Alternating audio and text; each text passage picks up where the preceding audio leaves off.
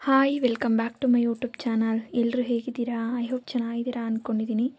ಇವತ್ತು ಬೆಳಗ್ಗೆಲೇ ಬೇಗ ಎದ್ದು ಕೆಲಸ ಎಲ್ಲ ಮುಗಿಸಿ ಎಂಟಿ ಸ್ಟಮಕ್ಗೆ ಒಂದು ಜ್ಯೂಸ್ ರೆಡಿ ಮಾಡ್ಕೊತಾ ಇದ್ದೀನಿ. ಹಾಗಲಕಾಯಿ ಜ್ಯೂಸು ಎಲ್ಲರೂ ಕೇಳೇ ಇರ್ತೀರ ಆಲ್ಮೋಸ್ಟು. ನಾನು ಕೂಡ ಇವತ್ತು ಮಾಡ್ಕೊಂಡು ಕುಡಿಯೋಣ ಅಂತ ರೆಡಿ ಮಾಡ್ಕೊತಾ ಇದ್ದೀನಿ. ಯಾಕಂದರೆ ಇತ್ತೀಚೆಗೆ ತುಂಬ ಗ್ಯಾಸ್ಟ್ರಿಕ್ ಆಗಿದೆ, ಹಾಗೆಯೇ ಹೆಲ್ತ್ ಇಶ್ಯೂ ಆಗ್ತಾನೇ ಇದೆ.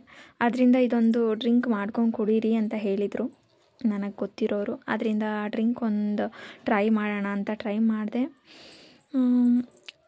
ಡ್ರಿಂಕ್ ಕುಡ್ದಿದ್ದಾದಮೇಲೆ ದೇವ್ರ ಪೂಜೆ, ಸ್ನಾನ ಮುಗಿಸಿ ದೇವ್ರ ಪೂಜೆ ಮಾಡಿಕೊಂಡೆ.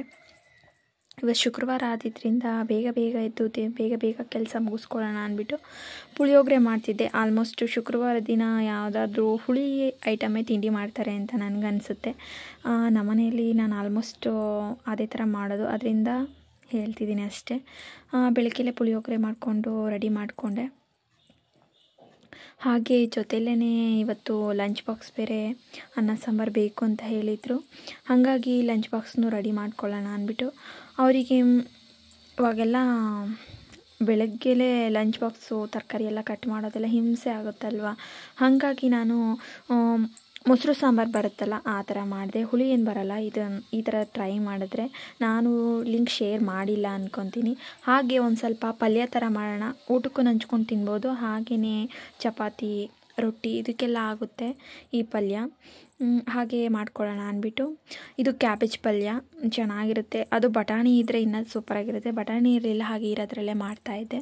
ಈರುಳ್ಳಿ, ಮೆಣಸಿನ್ಕಾಯಿ ಹಾಗೆ ಕರಿಬೇವು ಎಲ್ಲ ಒಗ್ಗರಣೆ ಮಾಡಿಕೊಂಡು ಟೊಮೊಟೊ ಜಾಸ್ತಿ ಹಾಕಬೇಕು. ಟೊಮೊಟೊ ಒಂದು ಮೀಡಿಯಮಲ್ಲಿ ಕಟ್ ಮಾಡಿಕೊಂಡು ಹಾಕ್ಕೊಳ್ಳೋಣ. ಇಲ್ಲ ರುಬ್ಬಿಬೇಕಿದ್ರೂ ಮಾಡ್ತಾರೆ ಒಬ್ಬೊಬ್ಬರು ರುಬ್ತಾನೆ ಹೀಗೆ ಬೇಕಿದ್ರೂ ಮಾಡ್ತಾರೆ. ಹೀಗೆ ಮಾಡಿದ್ರೆ ಈಸಿಯಾಗಿ ಆಗುತ್ತೆ. ಎಲ್ಲ ಅಂದರೂ ಒಂದು 10 ನಿಮಿಷದೊಳಗೆಲ್ಲ ಎಲ್ಲ ಆಗುತ್ತೆ ಕ್ಯಾಬೇಜ್ ಪಲ್ಯ. ಈ ಥರ ಪಲ್ಯ ಮಾಡಿದ್ರೆ ನಮ್ಮ ಮನೆಯವ್ರಿಗೆ ಇಷ್ಟ. ಚಪಾತಿ ರೋಲ್ಗೆ ಮಕ್ಳ ಜೊತೆಗೆ ಹಾಕ್ಕೊಡ್ಬೋದು, ತುಂಬ ಚೆನ್ನಾಗಿ ಇಷ್ಟಪಟ್ಟು ತಿಂತಾರೆ.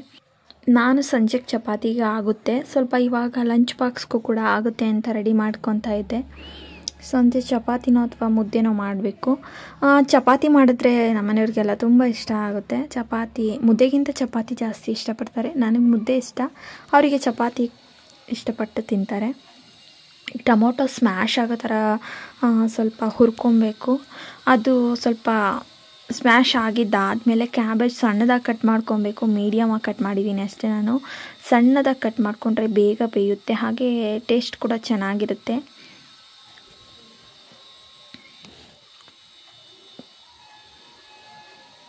ಇವಾಗ ಕ್ಯಾಬೇಜ್ ಹಾಕ್ತಾಯಿದ್ದೀನಿ. ಕ್ಯಾಬೇಜು ಸ್ವಲ್ಪ ರೋಸ್ಟ್ ಆಗೋ ತನಕ ಫ್ರೈ ಮಾಡ್ಕೊಳ್ಳೋಣ. ಒಂದು ಸ್ವಲ್ಪ ಟೊಮೊಟೊ ಹಾಕಿರೋದ್ರಿಂದ ತಳ ಹತ್ತುತ್ತೆ, ಹಾಗೆಯೇ ಕೈ ಆಡ್ತಾನೇ ಇರಬೇಕು. ಸ್ವಲ್ಪ ಅದು ಬೆಂದಿದೆ ಅನ್ನೋ ತನಕನೂ ಕೈ ಆಡ್ತಾನೇ ಇರಬೇಕು.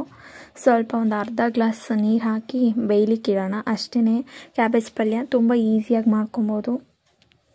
ಯಾರೆಲ್ಲ ನನ್ನ ಚಾನಲ್ನ ನೋಡ್ತಿದ್ದೀರಾ ಹಾಗೆ ನೋಡಿ ಸುಮ್ಮನೆ ಆಗಬೇಡಿ, ಒಂದು ಲೈಕ್ ಮಾಡಿ ಹಾಗೆ ಕಮೆಂಟ್ ಮಾಡಿ. ಲಂಚ್ ಬಾಕ್ಸ್ಗೆಲ್ಲ ಹಾಕಿ ಕಳಿಸಿದ್ದಾದಮೇಲೆ ನಾನು ಕೂಡ ತಿಂಡಿ ಮುಗಿಸಿ ಪಾಪಕ್ಕೂ ತಿಂಡಿ ತಿನ್ನಿಸಿ ಮಧ್ಯಾಹ್ನದ ಊಟಕ್ಕೆ ಸ್ವಲ್ಪ ಹೊತ್ತು ಟೆರೆಸಲ್ಲಿ ಆಟ ಆಡ್ಕೊಂಬಂದು ಮಧ್ಯಾಹ್ನದ ಅಡುಗೆ ಮಾಡಲಿಕ್ಕೆ ರೆಡಿ ಮಾಡಿಕೊಂಡೆ.